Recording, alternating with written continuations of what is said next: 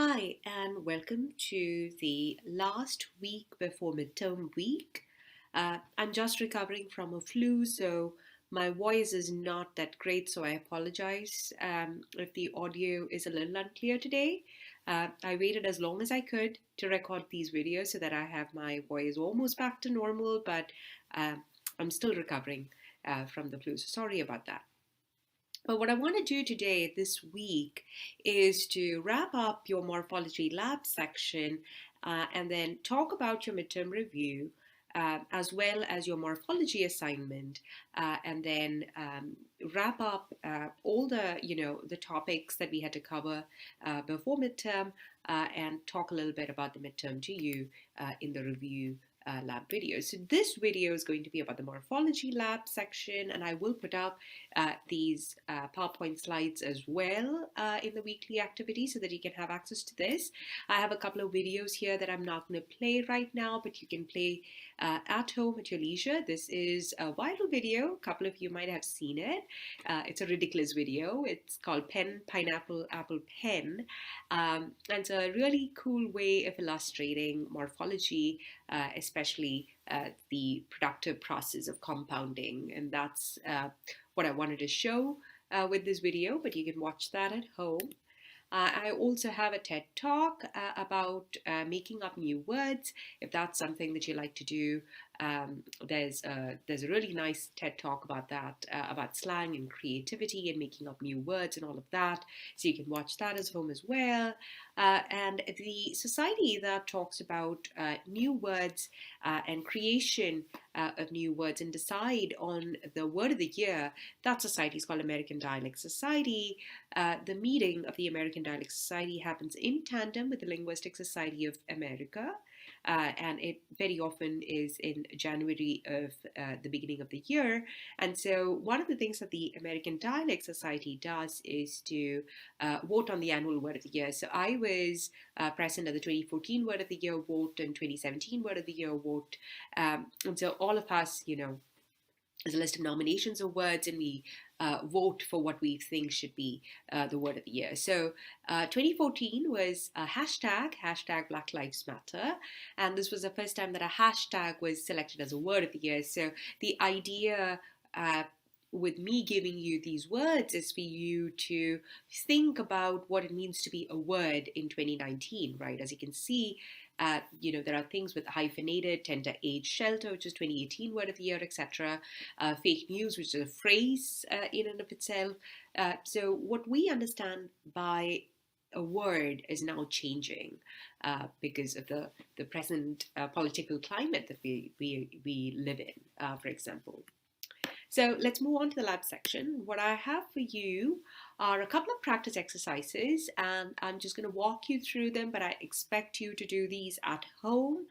And so these are drawing morphological trees. So I've given you a couple of words. What I want you to do is I want you to break these down into its component morphemes, and I want you to draw morphological trees like how we did for unlockable or redoable. And show me what the root of the word is and what it first combines with. There are more than two morphemes in the word, and then break it down into IPA. So write all this in IPA first, and then break it down into the morphological trees, for example. So let me do one for you to illustrate this. Meaning, right, is composed of two morphemes.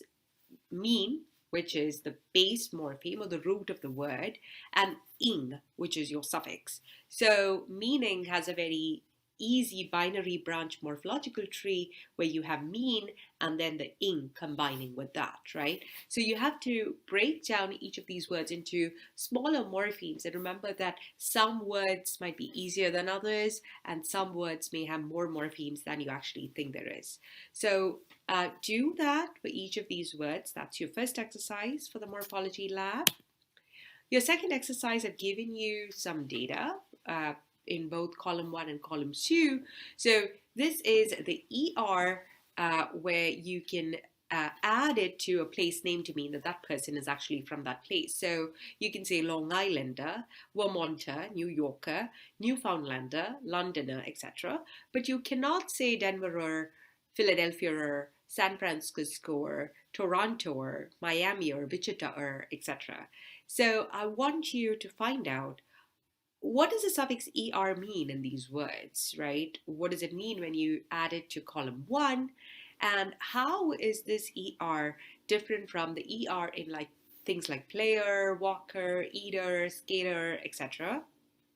And I also want you to tell me, why can't we add er to things in column 2, right? So to do this, you will have to look at the final speech sound of each of the words in column 1 and the final speech sound of each of the word in column 2, and come up with a generalization as to what are the speech sounds that er can attach to, right? And what are the speech sounds that er cannot attach to.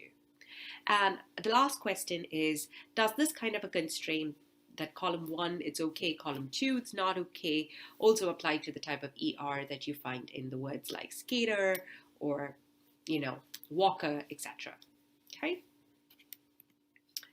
For your third morphology lab section question, I've given you some data again, and the data on the left hand side are good. You can say misanalyze, misplace, mislead, misread, etc. But you cannot say something like misleg, misdog, mistable, mishouse, mishappy, misblue, misyoung, misangry.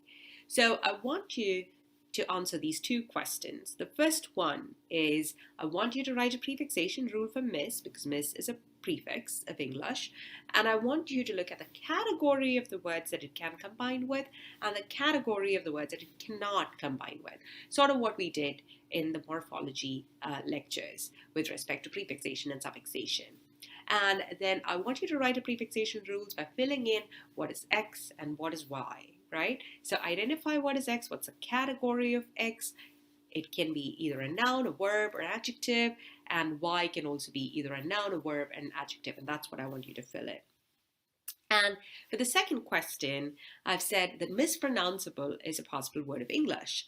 And I want you to look at mispronounceable and then tell me whether the prefix miss is inflectional or derivational, and tell me how you actually figured this out, right?